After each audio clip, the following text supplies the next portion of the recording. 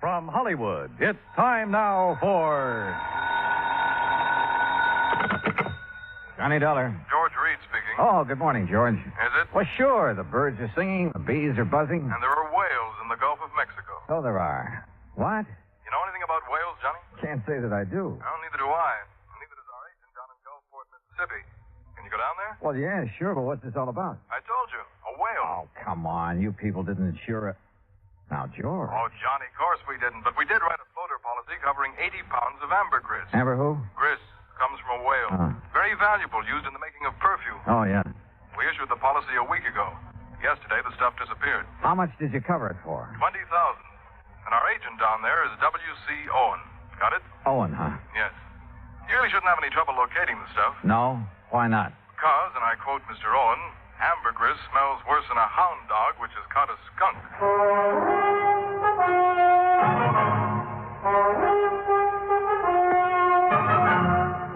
Bob Bailey in the exciting adventures of the man with the action-packed expense account.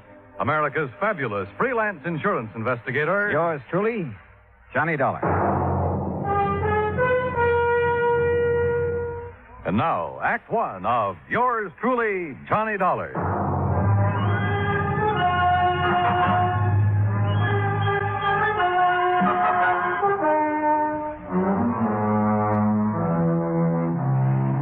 Expense account submitted by Special Investigator Johnny Dollar to Floyd's of England, American Branch Office, 443 North 15th Street, Hartford, Connecticut. The following is an account of expenses incurred during my investigation of the Michael Meany Mirage matter. Expense account item 1, $168. Transportation from Hartford to the Markham Hotel in Gulfport, Mississippi. I called W.C. Owen, the agent who had sold the policy covering the ambergris. Half an hour later, I opened the door of my room to a middle-aged man wearing a brown seersucker suit. Mr. Dollar, is that right? Sure is. Come on in, Mr. Owen. Come on in. Thanks. Well, Dollar, I'm not going to fool around about this. I'm in a mess, and you're my only chance of getting out of it. Well, I'll do whatever I can, Mr. Owen. You just find that ambergris. And, man, please find it within the next 48 hours. Oh, why the rush? 2 reasons. When the ambergris was stolen off the freight platform at the train depot day before yesterday, it was packed for shipping. Had enough dry ice around it to last 72 hours, but no more. Uh-huh. Now, what's the second reason? That Mike Meany. Who's he? Owner of the ambergris and a real good client of mine. I promised him you'd locate the stuff for sure. Well, I appreciate your confidence, Mr. Owen. Name's W.C. Mr. around here sounds too highfalutin for an insurance salesman. Okay, W.C. But what's this fellow Meany so worried about? The ambergris is covered for $20,000. He told me he'd learned it was worth a lot more than that since the floater was issued. Something up near $60,000. Pretty rare stuff. It is. Matter of fact, this is the first time I've ever heard of anybody finding ambergris in the Gulf. Who fished in out of the water? Meany? No, a young fellow worked for him named Billy Fisher. Did Meany buy it from Fisher? Didn't have to. Belonged to Mr. Meany right off. Oh, why's that? Well, because Fisher works for him. Mr. Meany lets out his fishing boats to fellas which ain't got no boat of their own, or even a chance of getting one. He rents them out, you mean? No, he don't rent them. He lets them out on share. Mr. Meany puts up the boat, gas, nets, everything. And whoever runs the boat, well, whatever he catches, he belongs to Mr. Meany. Oh, and because Fisher happened to be in Meany's boat when he found the ambergris, it automatically became Meany's property, huh? Now you got it, boy. Uh-huh. Did Fisher know what it was? Or the value of it when he turned it over to Meany? Well, you have to ask him about that. Yeah, I plan to. But first, I'd like to have a talk with this Mike Meany. I'm way ahead of you, Dollar. I called Meany right after you called me. He's waiting for us. How far does he live from here? Oh, about 3 or 4 miles down the beach road toward Biloxi. Place called Mississippi City. Mississippi City? Uh-huh. But don't let the name fool you. Ain't nothing there except a couple of stores, fishing boat landing, and the train depot. Sounds like a real quiet place. It is. It's also where this whole thing started and where I hope it finishes. And the sooner, the better. A few minutes later, we were driving east along the coast. Ahead of us, we could see Mississippi City's one and only landmark, a long wooden pier extending far out into the Gulf. Anchored near the end of it were several small fishing boats. We passed the Meany General Store and the Meany Fish Market, then turned into a narrow driveway. I'm not sure what kind of a house I'd expected Mike Meany to live in, but this certainly wasn't it. It was too small and it needed a coat of paint. We got out and Owen led the way to the side porch.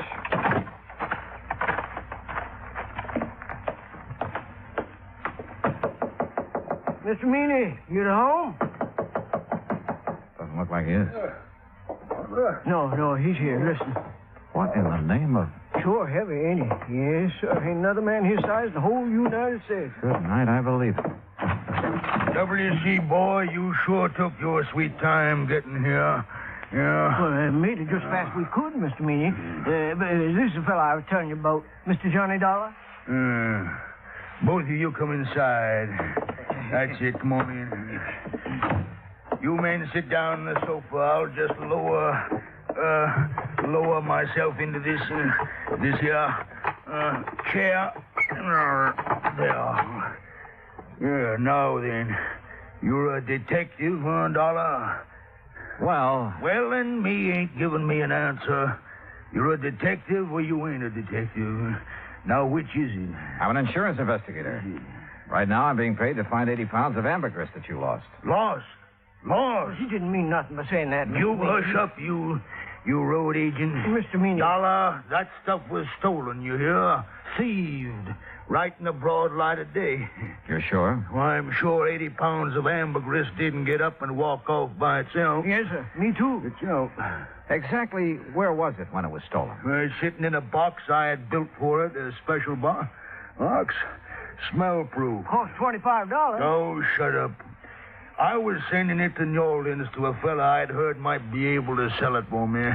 The box was on the platform right outside the American Express office of the depot. Here in Mississippi City? Boy, you ever take a bad fall out of your crib? No, you ignorant, in Tuscaloosa, Alabama. Where do you think that depot was? Well, it could have been in Gulfport. No, it couldn't never do business there. Okay, so I'm wrong. No, but that's the first time you ever admitted it. Had the box been checked in at American Express? You mean had the freight been paid in New Orleans? Yes, that's what I mean. That scrounging, ignorant, no good. Had it been paid, Mr. Meany? No, it hadn't. Why not? Because the rat I trusted with the ambergris and sent down to the station to see it got on the train. Yeah? He'd promised. He'd give his word. He wouldn't take his eyes off that stuff for 1 second. No. That dirty. That no account. That... Are you okay, Mr. Meany? No. But you sit down. You make me nervous, W.C. Yes, sir. Every time I think of that T.J., that stupid nephew of mine, well, you know what he done, Dollar. He spotted something more interesting to look after than $20,000 worth of ambergris. Okay, who was she? Oh, W.C. told. No, I didn't. No, sir. Mr. Dollar, he's just clever. Yeah, well, anyway, according to T.J., this young female pulled up in an open car across the road from where he was at, and it wasn't until he got up close that he could see that she was wearing a strapless bathing suit. You see, Mr. Dollar, T.J. He thought... knows what T.J. thought. You keep your mouth shut, W.C. Oh, whatever you say, Mr. Meany. Well, while T.J. was investigating the situation, someone made off with the ambergris. That right? Right. Well, what about the other people at the station? There weren't no other people there. How about the baggage clerk and the passenger agent? Where were they? Sam Burroughs is the only man that works down the depot, and he was busy selling some woman a Pullman ticket to Memphis. How long did T.J. talk to the girl? Just a couple of minutes, according to him, that is. You want to ask him yourself. He works at the all-night cafe in Gulfport. All right, thanks. Well, we sure haven't much to go on. You got nothing to go on, so you might as well give me my $20,000 and head back up north, where you belong. Not yet, Mr. Meany. You got 45 hours. At the end of that time, I want my insurance money. You don't see that I have it, Mr. W.C. Owen, you're going to be sorry. You know what I mean? Yes, sir. I know. Owen didn't say another word until we'd pulled out of Fat Mike Meany's driveway and had turned left going on down the beach toward Biloxi. I suppose you think I should have stood up to him a little more, huh? No, I figured you had your reasons for not wanting to get into an argument with him. See those boats off the end of the pier? The small fishing boats, uh-huh. Well, they belong to Meany. He's also got money invested in half the business places along the beach. You know what that means, Dollar. Yeah, well, where I come from, he'd pull a lot of weight. That's it. And anybody he gets riled at, well, one word from him and a good many of my clients would be screaming for me to cancel their policies. Like that, huh? Just like that. Hey, where are we going? Billy Fisher's. These ways, this here's the boarding house he lives in. Come on. Uh-oh. Okay, boy. Okay. Easy now, easy. That's it. Good boy, good boy. Did you know the dog get back in this house? Well, afternoon, Miss Harvey. Oh, well, my goodness, Mr. Owen, this is an unexpected pleasure for sure. Why, thank you, ma'am. This here is Mr. Johnny Dollar, Miss Harvey. Afternoon. Pleased to know you, Mr. Dollar. Wouldn't you like to come in and sit down? No, thanks. We really don't have much time. Oh? Mr. Dollar is an insurance investigator. Right now, he wants to have a talk with Billy Fisher, providing he's home. Why, sure he is. You find him round the side there. Oh, but, Yes, sir? well, he's with Jane Higgins, Mr. Owen. Jane Higgins. Oh, you know her pa rented that old Miller place again. The girl that got Billy into that trouble. Oh, yes. What kind of trouble, Mrs. Harvey? Well, it happened when the Higginses were down here 2 years ago. Billy and Jane have always been sweet on each other. But being as Billy is Billy and doesn't have a thing of his own, not even a job, except fishing one of Mr. Meany's boats. Well, Jane's pa just put his foot down. But didn't mean a thing to Billy. No, sir. At least not until old man Higgins got a sheriff after him. That still didn't stop Jane. And finally, the Higginses just packed up. They didn't come back until just 3 weeks ago Saturday. How old is the Higgins girl now? Oh, 19, and she hasn't changed one bit in those 2 years. No, sir. She's just over here all the time. Sure be some fur fly when her paw finds out. There they are now. Billy? Jane! Hi. Come over here a minute, Billy. Someone wants to see you. Sure. Billy? Now, this here's Mr. Dollar. Hi. Howdy. Miss Higgins, Mr. Dollar, and Mr. Owen. Hello, Miss Higgins. Billy, I wonder if I could speak to you alone for a moment, huh? Yes, sir. What do you want to talk to me about? Mr. Meany and the ambergris you found. Oh, that. Where did you find it, Billy? Out near Cat Island, floating in the East Channel. Uh-huh. Did you know what it was as soon as you saw it? No, sir, not exactly, but I read a story once about a fellow that found some ambergris, and he sure made a lot of money off So it. you weren't going to take any chances and you hauled it aboard, is that right? Yes, sir. Something like that. Billy, you realized that anything you caught or salvaged with that boat belonging to Mr. Meany, it wasn't yours. You realized that, didn't you? Well, not right then, I didn't know, sir. He gave me some kind of a contract to sign when I started working for him, but I never read it. Well, what happened when you put in at the pier that night? Oh, that Cliff Stillinger, Mr. Meany's checker.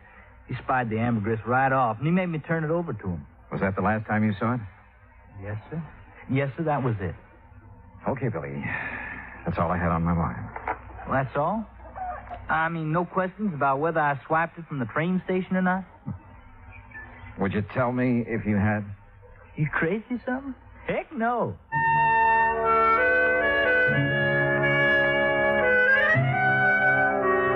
After saying goodbye to Jane Higgins and taking a rain check on a dinner invitation for Mrs. Harvey, Owen and I drove back to town.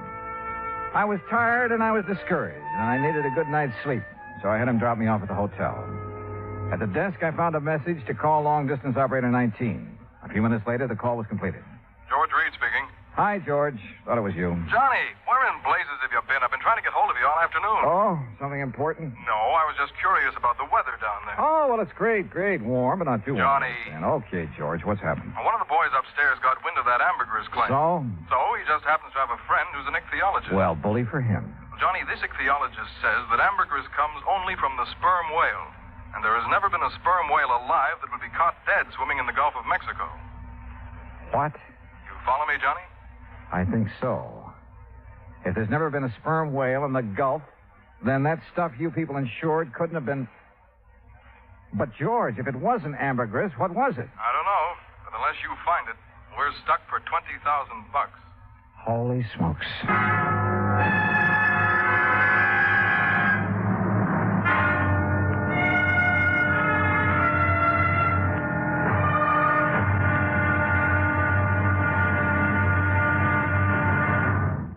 Act two of yours truly, Johnny Dollar, in a moment. Our flag now numbers 50 stars, And behind each star, there stands yet another flag for each of the 50 states. New Mexico's flag is an ancient Zia sun symbol, a red circle on a field of yellow, radiating from 4 points, which we might indicate as north, east, south, and west, are 4 parallel lines. 4 was a sacred number of Zia, the number most often used by the giver of all good gifts. The earth had 4 main directions, each with its own gifts. The year had 4 seasons, each with a different offering for mankind. The day had 4 phases: sunrise, noontime, evening, and night. Life had its 4 divisions: childhood, youth, manhood, and old age. Everything in life and nature was bound together in a circle, the circle of life and love, without beginning and without end. And in this great brotherhood of all things, man had 4 obligations. He must develop a strong body, a clear mind, and a pure spirit. 4th, and most sacred, he must spirit to the welfare of his people. From this simple symbol, the Zia sun, we read the legend of a wonderful philosophy. The flag's colors of flaming red and golden orange represent the banners of Ferdinand and Isabella, which were carried by Columbus across the Atlantic. New Mexico's state flag, the flag of the 47th state to enter the Union, was adopted on March 19, 1925. Now, Act Two of yours truly, Johnny Dollar, and the Michael Meany Mirage Matter.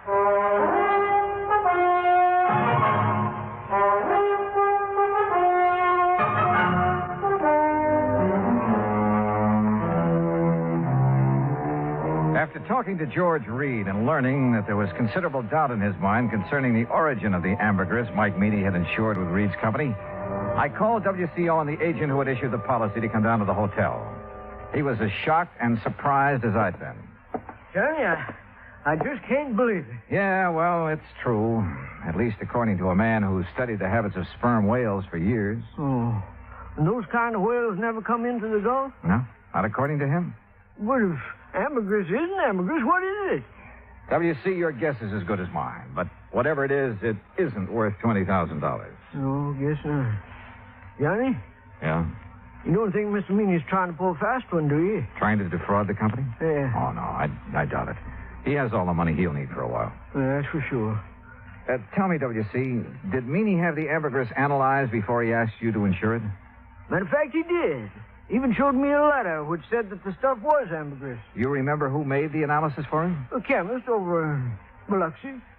Don't recall his name offhand, but he signed that letter he gave Mr. Meany. Okay. First thing in the morning, we'll take another trip out to Meany's place. Good. In the meantime, don't mention any of this to anyone, will you? No, I won't. Johnny? Yeah? I should have checked on that chemist, shouldn't I? And I shouldn't have been so anxious to take Mr. Meany's word. Well, we all make mistakes. Not big ones. Not big ones like this. Johnny, we just got to find that stuff.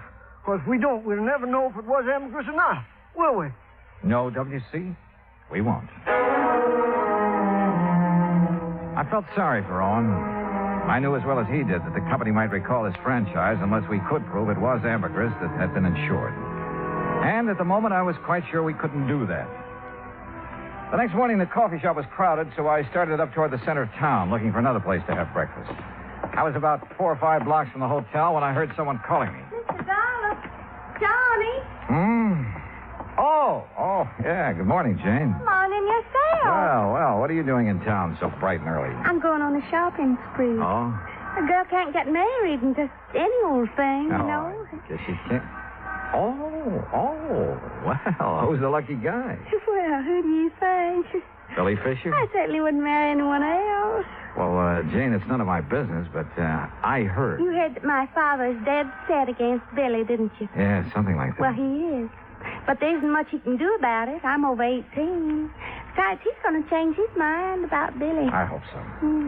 He's going to be real sorry he ever treats Billy the way he has. Jane, look, I haven't had breakfast yet. How about joining me for a cup of coffee? Oh, I'd love to. Where'll we go? Oh, how about over there, the all-night cafe? All right. Oh, no, do you know what time it is, Mr. Dollar? Just 10 after 9. Why? Well, I just remembered something important. I'll see you later, here. Funny. Or is it? I crossed the street and entered the all-night cafe.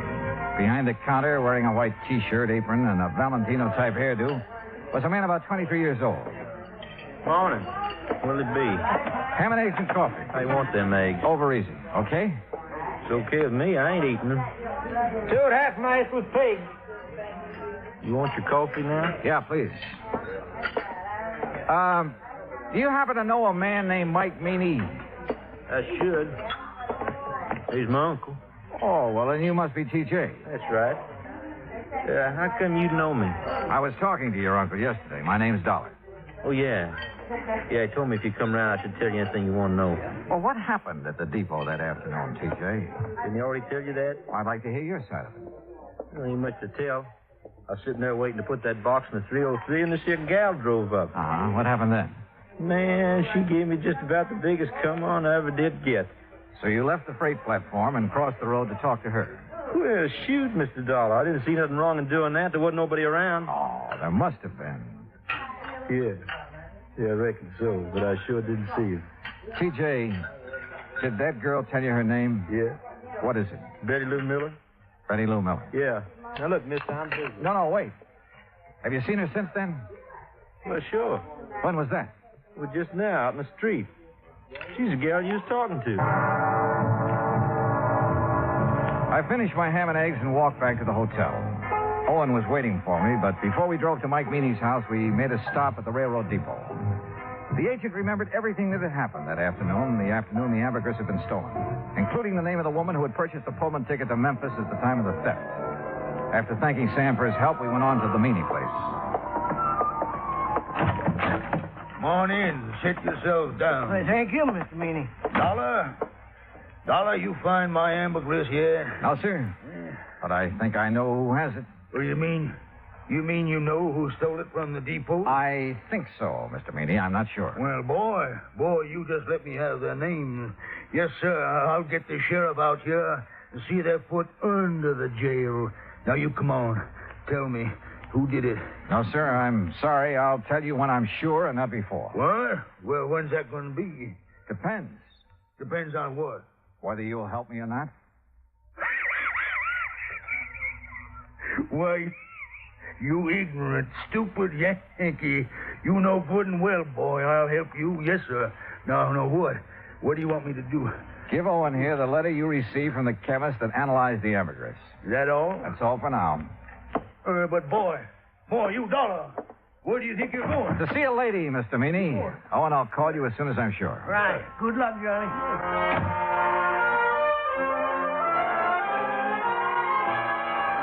In Owen's car, I drove down the beach to Mrs. Harvey's boarding house. Billy Fisher was out with the boat, so I had plenty of time to tell her what I knew. It's all my fault, Mr. Dollar. I planned the whole thing and put Billy up to it.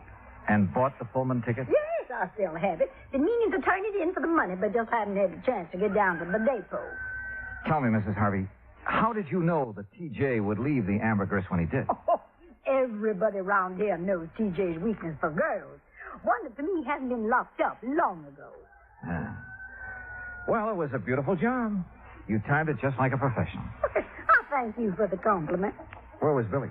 In the woods on the other side of the railroad track. Ah. He waited till Jane got T.J. all mixed up, then he scooted across, got the ambergris, and ran back into the tree. And Jane picked him up after leaving the depot? Yes, sir. You care for a cup of coffee, Mr. Dollar? No, thanks, Mrs. Harvey. You look so downhearted. Well, I guess that's part of my job, too. What did Billy do with the ambergris?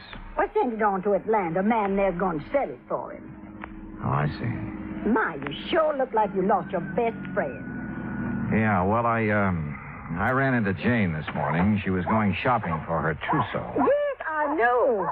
Mrs. Harvey, if it turns out that isn't ambergris... Oh, they'll still get married no matter what, Mr. Dollar. If not now, then someday. Dollar! You Yankee schemer! What? Where you at? What on earth? Miss Harvey! Well, that sounds like Mr. Owen. And my friend, Mr. Meany. Dollar! Just what you trying to pull? I tried to keep him from coming over here, Mr. Dollar, but I just couldn't handle him at all. All right, Deputy. It's a long way from being all right. Just what do you want here, Mr. Fat Mike Meany? What do I want? Why, woman, I want to arrest you and that dirty, backbiting Billy Fisher and his girl for stealing my ambergris. That's what I want. Hush. I want to see you in jail. Jail, don't be ridiculous. Ridiculous? Why, woman... That's what I said. Now, if you don't get off my property... Yeah, but you, woman, you stole. How do you know I stole anything? I know because this here worm of an insurance agent wouldn't have a customer left on the beach unless he told me. Well, he told you wrong. Billy took that ambergris. No. But it belonged to him all the time. Well, woman, that's a lie. Ain't that right, Mr. Dollar? Yeah, it sure is. At least it is if it was ambergris. It's ambergris right enough. On. Well, I called that chemist, but he quit his job a couple of days ago. Couldn't find no record he'd made of it. Don't need no record. It's ambergris, and it's mine. It's Billy. Mine. You think it's yours? You're seeing a mirage. Tell him, Mr. Dollar. Dollar, if this is some kind of a low-down yank, he trick. It's no trick, Mr. Meany. Mrs. Harvey showed me the contract you have with Billy. Well, what's that got to do with him stealing the ambergris? Just this. This. The contract states that all fish and fish products and byproducts caught or seined while using your boat belong to you. That's right. Exactly right, So, the ambergris doesn't. What? No, sir. Ambergris comes from a whale. And the whale is not a fish. It's a mammal. But, Dollar, now, Dollar, you boy, no, wait a minute, Dollar. Well, doggone. They say that young love can work miracles, and I guess it must be true, because later that day, a huge sperm whale was sighted about 3 miles offshore near the Cat Island Channel. Proving, as I've always said, you can't figure whales any more than you can people. Expense account total, including hotel bill and transportation back to Hartford, $420.10. Yours truly, Johnny Dollar.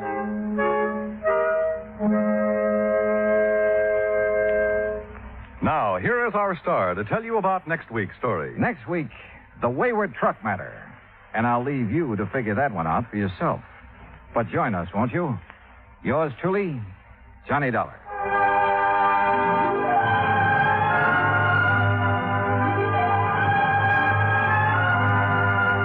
Yours truly, Johnny Dollar, starring Bob Bailey, originates in Hollywood. Written by Charles B. Smith, it is produced and directed by Jack Johnstone. Heard in our cast were Virginia Gregg, Jeanette Nolan, G. Stanley Jones, Junius Matthews, Gil Stratton, Dick Crenna, and John Daner. Musical supervision is by Amerigo Marino. Be sure to join us next week, same time and station, for another exciting story of yours truly, Johnny Dollar. This is Dan Cumberly speaking.